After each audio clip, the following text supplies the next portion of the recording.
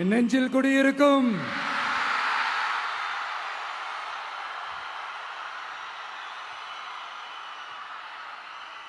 தமிழக மக்கள் உங்கள் அனைவருக்கும் என்னுடைய வணக்கமும் என்னுடைய நன்றிகளும். குறிப்பா திருச்சி கிழக்கு தொகுதி மக்கள் உங்கள் அனைவருக்கும் என்னுடைய ஸ்பெஷல் வணக்கமும் ஸ்பெஷல் நன்றிகளும். இதை நான் ஏன் இப்படி சொல்றேன்னா, என்னை இப்போ பெரம்பூர் தொகுதி எம்எல்ஏன்னு தான் சொல்லுவாங்க. பட் ஆனால் அது எலெக்ஷன் கமிஷனோட அந்த சட்ட விதிகளுக்கு மட்டும்தான் அப்படி. ஆனால் என்னை பொறுத்த வரைக்கும், தமிழ்நாட்டை பொறுத்த வரைக்கும், தமிழ்நாட்டுக்கு எப்படி திருச்சி ஒரு இதயம் மாறியோ, அந்த மாதிரி என்னோட இதயத்துக்கு திருச்சி கிழக்கு தொகுதி மக்களும் ரொம்ப ரொம்ப ரொம்ப க்ளோஸ் தான்.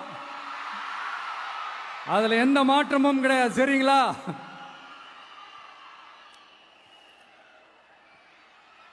ஆட்சிக்கு சில வாரங்கள் கூட ஆகல. 6 மாசம் அமைதியா இருப்போம்னு சொன்னவங்களாம் 6 நாள் கூட அமைதியா இருக்க முடியல. ஆட்சிக்கு அரை மணி நேரத்திலே ஆரம்பிச்சிட்டாங்க. பாவம், ஒரு கல்யாண வீட்டிலலாம் போய் புலம்பிட்டு இருக்காங்க. நான் சொன்னதெல்லாம் நடக்குதா? 1 by 1 எல்லா புலம்பல்ஸும். அது மாதிரி இத்தனை வருஷமா மாத்தி மாத்தி உங்களை ஏமாத்திக்கிட்டு இருந்த இந்த 2 பேரையும் வேண்டாம்னு சொல்லி ஒதுக்கிட்டு உங்களுக்காக உண்மையா உழைக்க வந்த உங்க விஜய, உங்க அண்ணனை, உங்க தம்பிய முதல் அமைச்சரா இல்ல முதல் சேவகனா ஆக்கியிருக்கிறீங்க. தலை வணங்கி ஒட்டுமொத்த தமிழக மக்களுக்கும் இந்த நேரத்தில் என்னுடைய நன்றியை தெரிவிச்சுக்கிறேன். இந்த நேரத்தில் எங்களுக்கு ஆதரவு தெரிவிச்ச அத்தனை இயக்கங்களுக்கும், அத்தனை இயக்கத்தின் தலைவர்களுக்கும் மீண்டும் என்னுடைய நன்றியை தெரிவிச்சுக்கிறேன்.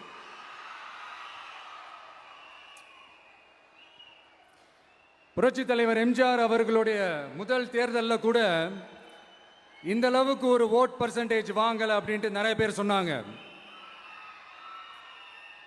ஆனா நீங்க டிவி கேட்க அவ்வளோ நீங்க ஆதரிச்சிருக்கிறீங்க. நான் எம்ஜிஆர் அவர்களோடலாம் நான் கம்பேர் பண்ணல. எம்ஜிஆர் தான். ஆனா நாம பெரியார், அண்ணா, எம்ஜிஆர் அவர்கள் வழியில ஒரு அன்பா உழைக்க வந்த உங்க விஜய், அவ்வளவுதான். 1977 நீங்க போடாத ஓட்ட 2026 நீங்க போட்டிருக்கிறீங்க. என்ன ஒண்ணு, இன்னும் கொஞ்சம் அதிகமா ஆதரிச்சிருந்தீங்கன்னா கொஞ்சம் நல்லா இருந்திருக்கும். பட் பரவாயில்ல, ஃபியூச்சர்ல வரப்போற எல்லா தேர்தலையும் உங்களுடைய முழு சப்போர்ட் என்னால வாங்க முடியும்ன்ற அந்த ஒரு நம்பிக்கை இப்போ என் மனசுல ரொம்ப ஆழமா பதிஞ்சிருக்கு. ஏன்னா நீங்க அமைச்சு கொடுத்திருக்கிற இந்த ஆட்சியில எல்லா நன்மைகளையும் நீங்க கண்கூடா பார்க்க தான் போறீங்க அப்படின்ற அந்த கான்பிடன்ஸும் இப்ப என் மனசுல ரொம்ப ஆழமா பதிஞ்சிருக்கு. யார் எந்த நிலைமைக்கு எந்த பொசிஷன்ல போனாலும் இந்த கிண்டலும் கேலியுமா பேசுறது இருக்கத்தானே செய்யும்.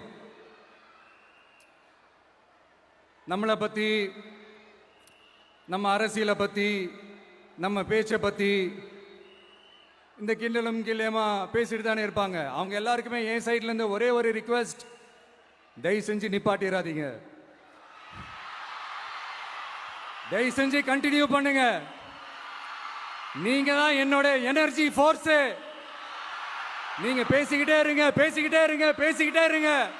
நான் மக்களுக்கு தேவையான நல்லதை செஞ்சுக்கிட்டே இருப்பேன். அடுத்து இப்ப நம்ம புதுசா அந்த சூட்லாம் போட்டு வரோம்ல, அதை பத்தி கூட நிறைய பேர், ஏன் நாமெல்லாம் கோட் சூட்லாம் போடக்கூடாதா?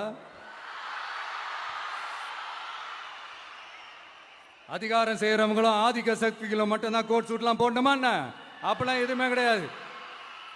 நான் என்ன கலர் கலராவா போட்டு வரேன்? 2 கலர்.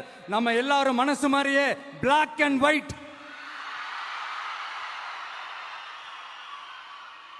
எல்லாத்திலும் பிளாக் அண்ட் ஒயிட்டா இந்த விஜய் இருப்பான் அப்படின்னு காட்டுறதுக்கு தான் அந்த கலர். அடுத்து அந்த பிளாக் கூட யாரை குறிக்கும் எதை குறிக்கும்ன்றது நான் சொல்லி தான் தெரியணும்னு அவசியம் இல்லை, அது உங்களுக்கே நல்லா தெரியும். எல்லாத்துக்கும் இப்படி வழக்கம் சொல்லிக்கிட்டு நசன் பேசுற டைப்பும் நம்ம கிடையாது. உங்களுக்கே தெரியும், அதிகபட்சமாக எல்லா மீட்டிங்களும் 20 நிமிஷம்குள்ள தான் நான் பேசியிருக்கிறேன். அதனால் இப்போ மக்கள் என்கிட்ட என்ன சொல்றாங்க அப்படின்னா, இந்தப்பா விஜய், நீ எங்களுக்காக உழைக்கிறதுக்காக வந்திருக்கிற, அந்த வேலையை மட்டும் பாரு, உன்னை பத்தி பேசுறவங்கள நாங்க பாத்துக்கிறோம் அப்படின்னு சொல்லிட்டாங்க. சரி, ஆனது ஆச்சு. இப்ப என்ன, உனக்கு எதிரிகளே இல்லையா அப்படின்லாம் கேட்டா, அப்படிலாம் நான் சொல்ல மாட்டேன், அப்படிலாம் நான் நினைக்கவும் மாட்டேன், அப்படி நினைக்கவும் கூடாது. இப்பவும் சொல்றேன், அரசியல் ரீதியா சொல்றேன், 2 பேருக்கு நடுவுல தான் போட்டியே.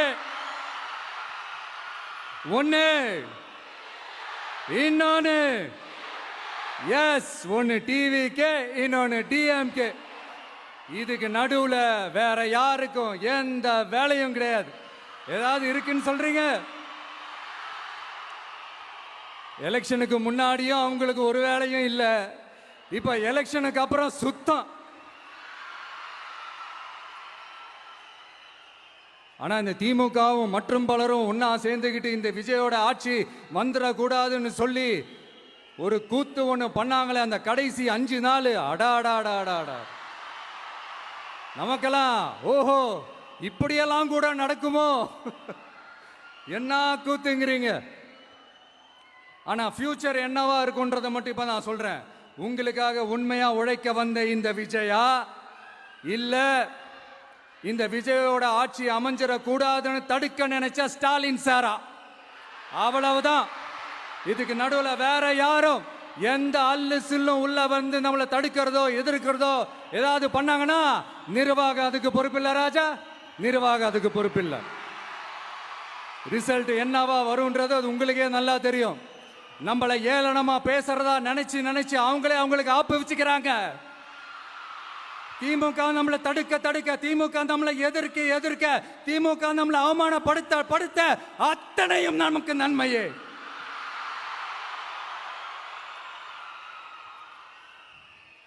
ஒன்று கவனிச்சிங்களா மக்களே, நம்ம ஆட்சிக்கு வந்ததுக்கு அப்புறம் ஒரு விஷயம் ஒன்று நடந்துகிட்டு இருக்கு. இது இந்த ஜென்சி தலைமுறையை அட்ராக்ட் பண்றதுக்காக இங்கிலீஷ் தமிழ் கலந்த அறிக்கை, அது சொல்ல வந்த நினைச்சிங்களா? அடுத்து இந்த ரியாலிட்டியை மறந்துட்டு இந்த ரீல்ஸ் போடுறது, அது சொல்ல வந்தீங்களா? அந்த காமெடியும் கிடையாது. இது சீரியஸா ஒரு விஷயம் நடந்துகிட்டு இருக்கு. முன்னெல்லாம் சட்டசபையில் யார் பேசினா நமக்கு என்ன, யார் அடிச்சுக்கிட்டா நமக்கு என்னன்னு இருந்த கூட்டம்லாம் இப்ப சட்டசபையில் என்ன நடக்குது, என்ன பேசிக்கிறாங்கன்றது ரொம்ப உன்னிப்பா கவனிக்கிறாங்க. கவனிச்சிங்களா? திமுக ஸ்டைல்லே சொல்லணும்னா ரீல்ஸ் போட்ட கூட்டம்லாம் இப்ப நியூஸ் பார்த்துக்கிட்டு இருக்கிறாங்க. அதுல நமக்கு சந்தோஷம் தான், பெருமை தான். நம்மளுடைய யங்ஸ்டர்ஸ், நம்ம பெண்கள் எல்லாம் அந்த அரசியல் என்னன்னு தெரிஞ்சுக்கணும், அந்த அரசியல் என்னன்னு புரிஞ்சுக்கணும்னு அப்படி ஒரு விழிப்புணர்வு ஏற்பட்டிருக்கு. அதுல எங்களுக்கு சந்தோஷம் தான். இதெல்லாம் யாரால நடந்திருக்கின்றது நான் சொல்லிதான் உங்களுக்கு தெரியணும்னு அவசியம் இல்லை, அது உங்களுக்கே நல்லா தெரியும். இப்படிப்பட்ட நம்ம தெய்வங்களை, இப்படிப்பட்ட நம்ம மக்களை தற்குறின்றது இன்னமும் சொல்லிக்கிட்டு இருக்கிறாங்க. நான் காஞ்சிபுரத்தில் சொன்னதை தான் இங்க நான் திரும்பவும் ரிப்பீட் பண்றேன். நீங்க தற்குறின்னு சொன்னீங்களே, அவங்க தான் உங்களோட அரசியல் வாழ்க்கையே ஒரு கேள்விக்குறி ஆக்கி இருக்கிறாங்க. கேள்விக்குறி ஆக்கிட்டாங்க, இன்னமும் ஆக்க போறாங்க. அன்னைக்கு நான் சொன்னப்போ சிரிச்சவங்களாம் இன்னைக்கு என்ன பண்ண போறாங்களோ. உண்மையை சொன்னாதான் அந்த கூட்டத்துக்கு கசக்குமே. உண்மையிலே நீங்க மக்கள் மனசை புரிஞ்சு வச்சிருந்தீங்கன்னா நீங்க இப்படி மக்களை தப்பாவே பேசியிருக்க மாட்டீங்க. அது என்ன, அப்புறம் அரசியல் புரிதல் இல்லாம மக்கள் நமக்கு ஓட்டு போட்டுட்டாங்களாம். இந்த கவர்ச்சியில மயங்கி மக்கள் நமக்கு ஓட்டு போட்டுட்டாங்களா? நான் என்ன, சரி விடுங்க.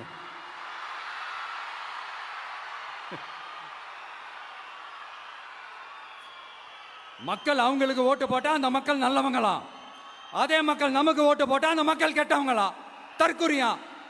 இதே மக்கள் தான் இத்தனை வருஷமா உங்களுக்கு ஓட்டு போட்டுட்டு இருந்தாங்க.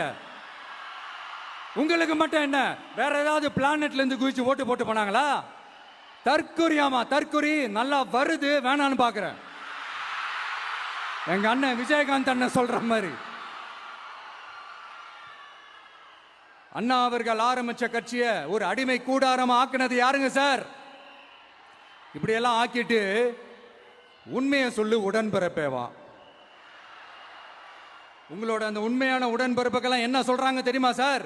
திமுக இப்படி ஆனதுக்கு காரணம், அந்த காரணத்தை வெளியிலலாம் போய் தேடாதீங்க, உங்க குடும்பத்துக்குள்ளே கேளுங்கிறாங்க. உங்களுக்காக மாடா உழைச்சி தேஞ்சு போய் கிடக்கிறோம். திமுக இப்படி ஆனதுக்கு காரணம் உழைக்காம சொகுசா இருக்கிற உங்க குடும்பத்துக்குள்ளேயே போய் கேளுங்கிறாங்க. ஒவ்வொரு திமுக தொண்டனும் அதை சொல்றாங்க. அதை புரிஞ்சிக்காம நம்மளையும் நம்ம மக்களையும் தப்பா பேசிக்கிட்டு, நீங்க மக்களை தப்பா பேசுனீங்கன்னா இந்த விஜய் வந்து கேள்வி கேட்பான், சும்மா இருக்க மாட்டான். இந்த விஜயும் தமிழ்நாட்டு மக்களும் வேறு வேறு இல்லை. இந்த விஜய் தான் தமிழ்நாட்டு மக்களோட ஒரு உண்மையான ஒரே பிரதிநிதி. இது இன்னைக்கும் சரி, நாளைக்கும் சரி, நாளன்னைக்கும் சரி, இதுதான் நிஜம். மறுபடியும் சொல்றேன், நமக்கும் மக்களுக்கும் இடையே இருக்கிற இந்த பூர்வ ஜென்ம பந்தத்தை, அந்த உறவை ஏதோ இந்த சதிகள் சூழ்ச்சிகள் பண்ணி யாராலையும் எதுவும் கெடுக்கவே முடியாது. கெடுக்க ட்ரை பண்ணீங்க நம்ம ஆட்சிக்கெல்லாம் வரதுக்கு முன்னாடி. என்ன சதிகள், என்ன சூழ்ச்சிகள், என்னென்னலாம் பண்ணி எப்படியெல்லாம் தடுத்துடலான்னு.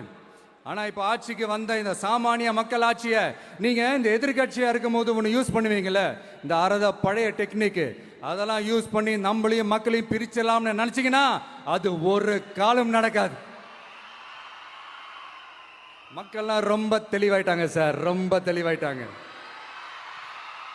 அதனால ஒரு ஆக்கப்பூர்வமான ஒரு எதிர்கட்சியா செயல்பட்டு மக்கள் மனசை வெல்ல பாருங்க. இந்த கடைசி லாஸ்ட் 1 மந்தா நடந்த ஒரு சில விஷயங்கள் உங்ககிட்ட நான் ஷேர் பண்ணணும்னு ஆசைப்படுறேன். இந்த 200 யூனிட் மின்சாரம், கட்டணமில்லா மின்சாரம் அறிவிச்சோம். அதில் ஆல்ரெடி இருந்த 100 யூனிட் திமுக கொடுத்தது கிடையாது. மேடம் ஜெயலலிதா மேடம் இருந்தப்போ செஞ்சுட்டு போனது. ஸ்டாலின் சார் பதவி போன அந்த கடுப்புல அறிக்கையா விட்டு தள்ளிக்கிட்டு இருக்கிறாரு. என்ன பண்ணீங்க உங்களோட ஆட்சியில? மக்கள் பணத்தை, டாஸ்மாக்ல இருந்து அடிச்ச அந்த பணத்தை, ஊழல் செஞ்ச அந்த ஃபைல க்ளோஸ் பண்றதுக்கு அலையா அலைஞ்சிங்க. ஆனா இந்த விஜய் மக்களுக்கு தொந்தரவா இருக்கிற அதே டாஸ்மாக க்ளோஸ் பண்ணா.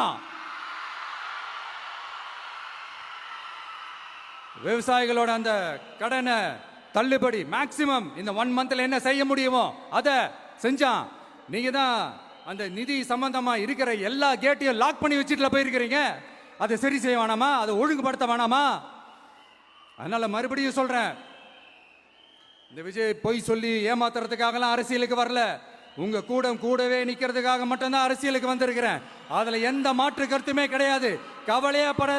கவலையப்படாதீங்க விவசாய பெருமக்களே.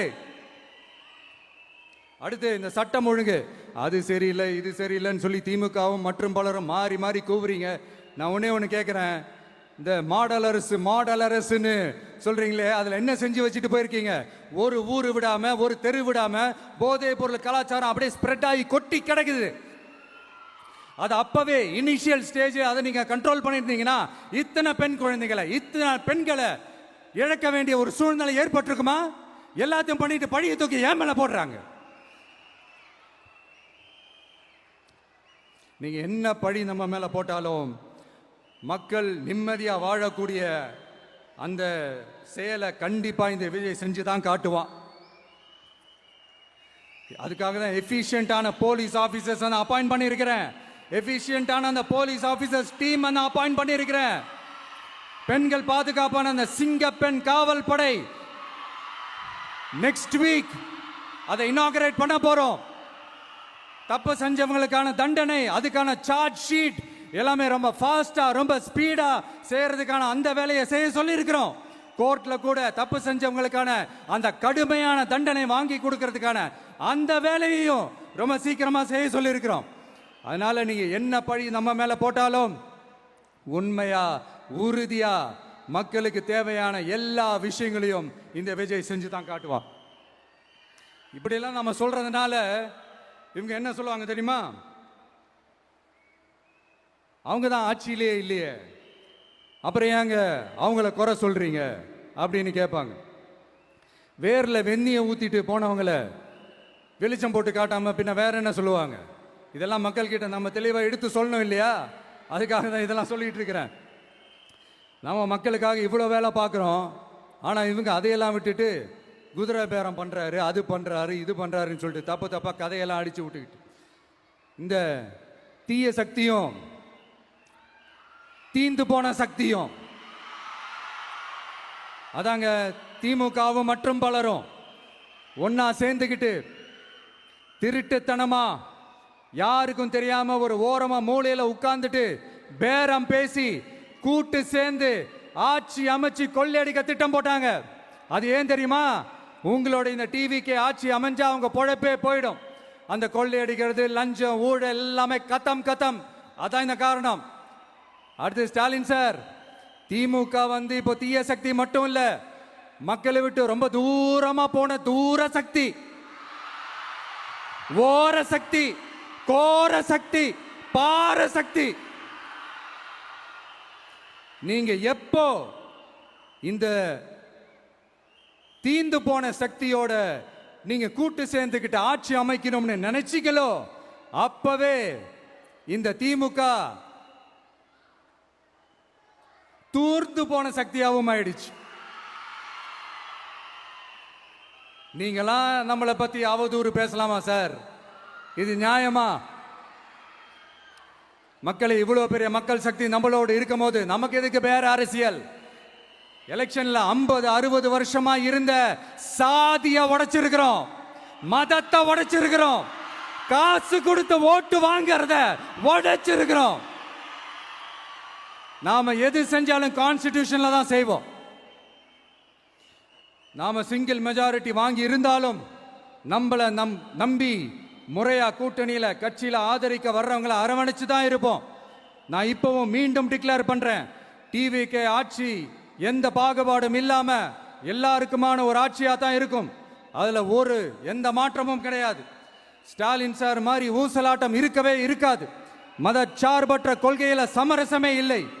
மாநில உரிமைகளை விட்டு கொடுக்கவே மாட்டோம். நதி நீர் உரிமைகளை விட்டு கொடுக்கவே மாட்டோம். சமூக நீதி, சம நீதிய, சமத்துவ நீதிய ஒரு நாளும் விட்டு கொடுக்கவே மாட்டோம். அதனால திருச்சி கிழக்கு தொகுதி மக்களே, தமிழ்நாட்டில் இருக்கிற 234 தொகுதியும் நம்ம தொகுதி தான். அதுல எந்த கட்சி ஜெயிச்சிருந்தாலும் அது நம்ம தொகுதி தான். பெரம்பூரா இருக்கட்டும், திருச்சி கிழக்கா இருக்கட்டும், எனக்கு 2 கண்கள் மாதிரி. அதுலயும் திருச்சி கிழக்கு என் செல்ல புள்ள மாதிரி. அதனால வரப்போற இடைத்தேர்தல்ல உங்க வீட்டில் இருக்கிற ஒருத்தரை, உங்கள ஒருத்தரை தான் வேட்பாளரா நிக்க வைக்க போறோம். நீங்க எப்படி இந்த விஜய்க்கு ஆதரவு கொடுத்து ஓட்டு போட்டு ஜெயிக்க வச்சீங்களோ, அதே மாதிரி வரப்போற இடைத்தேர்தல்ல உங்களுடைய அந்த வேட்பாளரையும் ஜெயிக்க வைப்பீங்கன்ற அந்த ஒரு நம்பிக்கை நான் முழுமையாக தான் நம்புறேன். உங்களுக்காக உழைக்க வந்திருக்கிறேன். உங்களுக்காக எல்லா விஷயத்தையும் நான் பார்த்து பார்த்து செய்வேன். ஊழல் இல்லாத, லஞ்சம் இல்லாத ஒரு ஆட்சியை நான் கொடுப்பேன். I understand. ஒரே நாள் அது நடக்காததான், ஒரு மேஜிக் இல்லை. பட் ஒரு நாள் அதை நான் நடக்க வைப்பேன். எனக்கு இப்ப வேற எந்த வேலையும் இல்லை உங்களுக்காக உழைக்கிறத தவிர. என் கடன் இனி என் மக்களுக்கு பணி செய்து கிடைப்பதே. மீண்டும் என்னை ஜெயிக்க வச்ச தமிழக மக்களுக்கும் திருச்சி கிழக்கு தொகுதி மக்களுக்கும் மீண்டும் என்னுடைய நன்றியை தெரிவிச்சுக்கிட்டு கான்பிடண்டா இருங்க, நல்லதே நடக்கும், வெற்றி நிச்சயம். மீண்டும் சந்திக்கும் வரை நன்றி, வணக்கம்.